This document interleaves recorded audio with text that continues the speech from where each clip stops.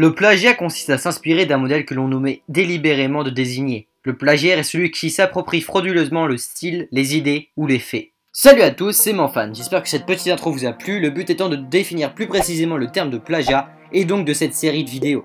Aujourd'hui au programme Fairy Tail. J'ai mis pas mal de temps à réaliser cette vidéo, alors merci de me supporter, ça fait super plaisir, et désolé d'avoir mis autant de temps à la réaliser l'épisode 2 du plagiat. Attention, encore une fois, cette vidéo est totalement objective et il se peut que vous soyez en désaccord avec mes propos. Sur ce, commençons.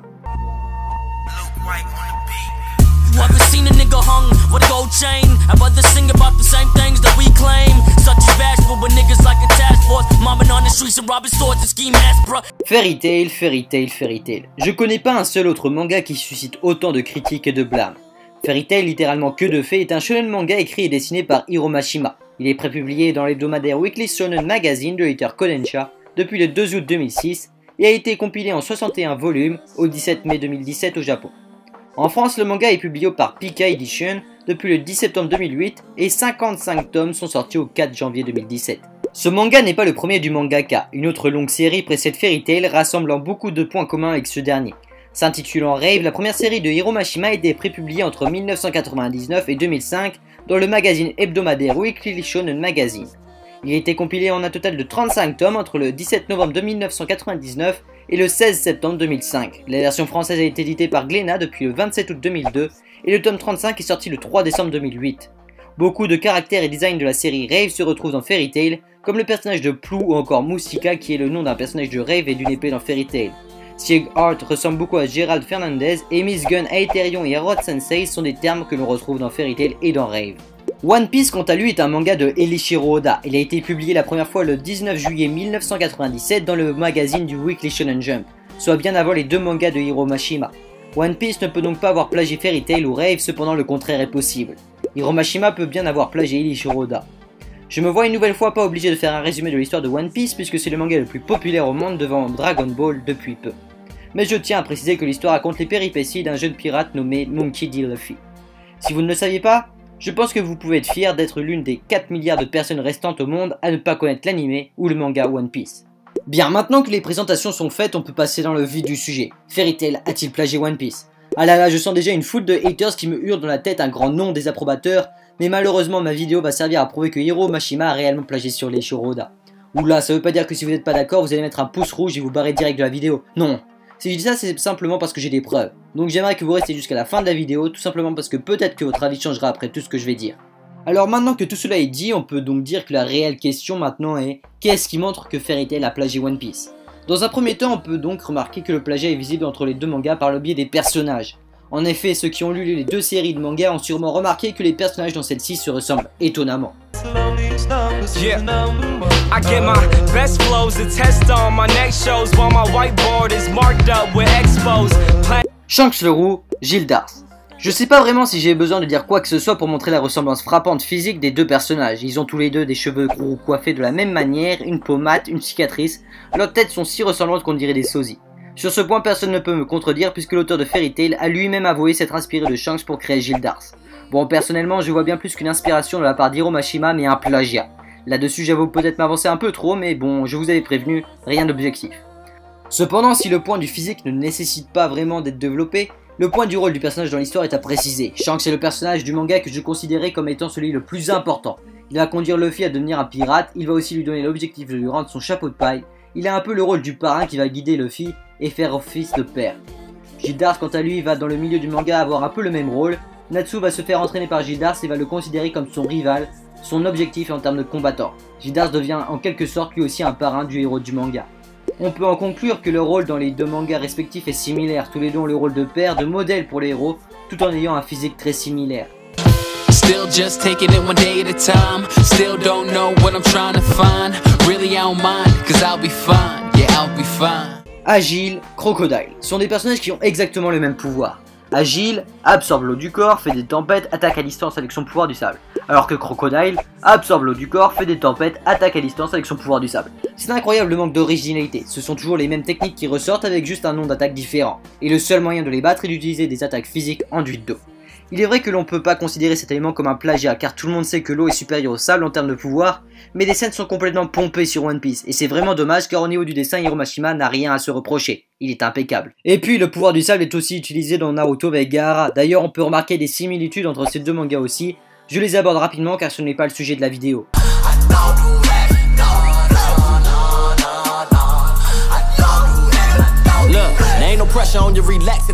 Kageyama Shikamaru. Encore une fois, le design de ces deux personnages est d'une surprenante ressemblance, et en plus de cela, ces protagonistes utilisent les mêmes pouvoirs, celui de contrôler les ombres, ce qui est encore une fois sans rappeler le pouvoir du grand corsaire Moria de One Piece.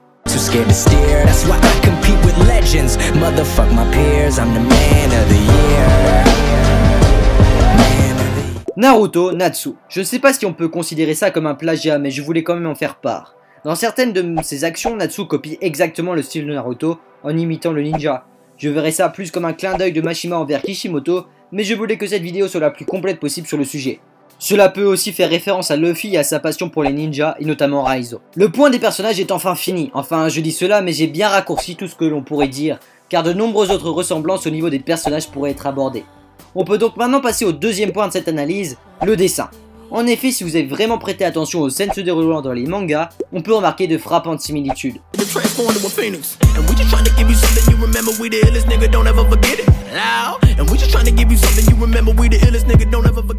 La scène de combat de Grateful Buster et de Zoro Roronoa.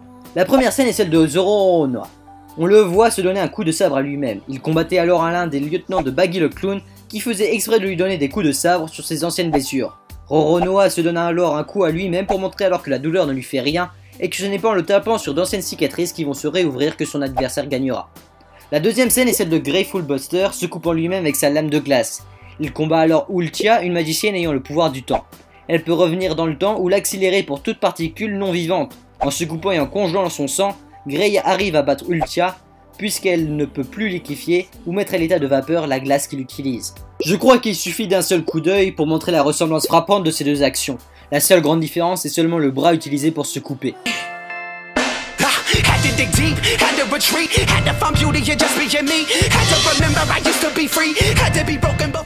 La scène d'adieu pour Vivi et la fête de Fairy Tail. Les grands lecteurs de One Piece se souviennent sûrement de ce moment émouvant quand après son combat avec Crocodile, Luffy et son équipage quittent Alabasta laissant Vivi.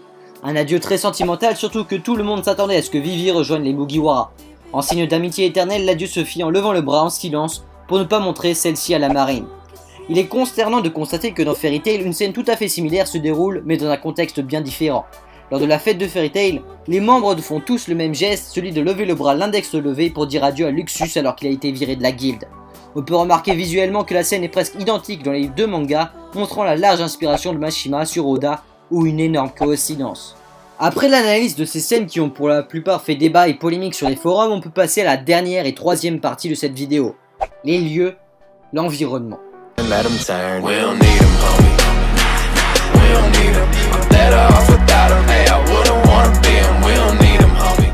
Skypiea et l'audace. Skypiea est une île céleste située au-dessus de Grand Line, à 10 000 mètres d'altitude. C'est une île de nuages flottantes où se sont installées des populations. Skypiea est divisée en plusieurs parties, certaines sont accessibles aux citoyens, d'autres non car elles sont considérées comme le territoire de Dieu et de ses prélats. Et Edolas quant à lui, est un monde parallèle à Earthland dans lequel la magie apte n'existe pas. Il est à noter que bien des habitants des deux mondes soient identiques physiquement, leurs caractères sont cependant totalement opposés pour certains, différents pour d'autres et semblables pour quelques-uns.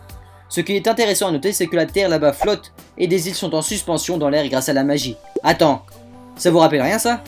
Remettons le passage précédent. Skypiea et l'audace. Skypiea est une île céleste située au-dessus de Grand Line, à 10 000 mètres d'altitude. Oui, c'est bien ce que je pensais, encore une similitude. De plus, on peut noter que les habitants des îles d'Elodas sont des chats possédant des ailes, alors qu'à Skypiea, ce sont des habitants qui ont des ailes blanches, mais qui servent à rien. Encore une ressemblance frappante entre ces deux mangas. On peut noter que Fairy Tail n'est pas accusé de plagiat qu'envers One Piece, et il est vrai qu'il s'inspire énormément d'un autre manga, Saint Seiya. Mais ce n'est pas le sujet de la vidéo et on en parlera donc une prochaine fois.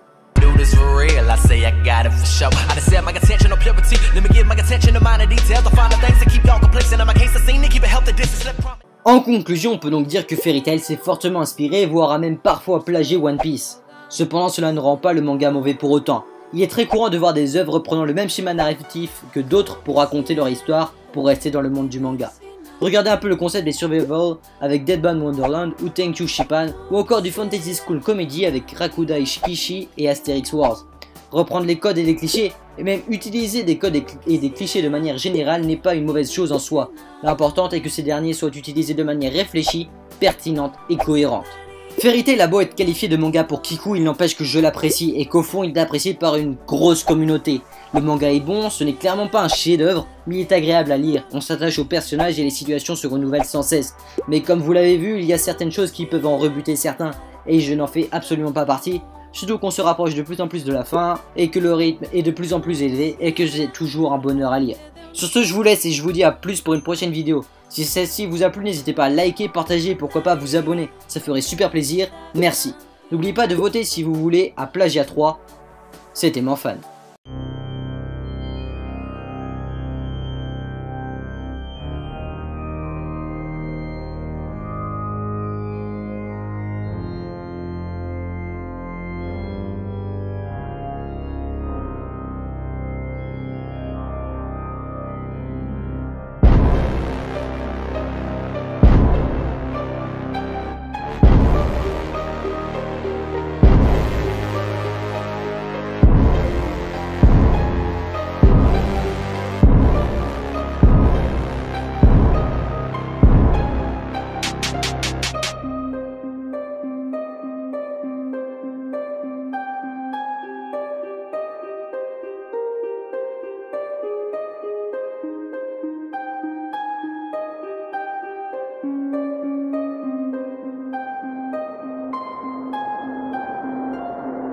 Still checking into place.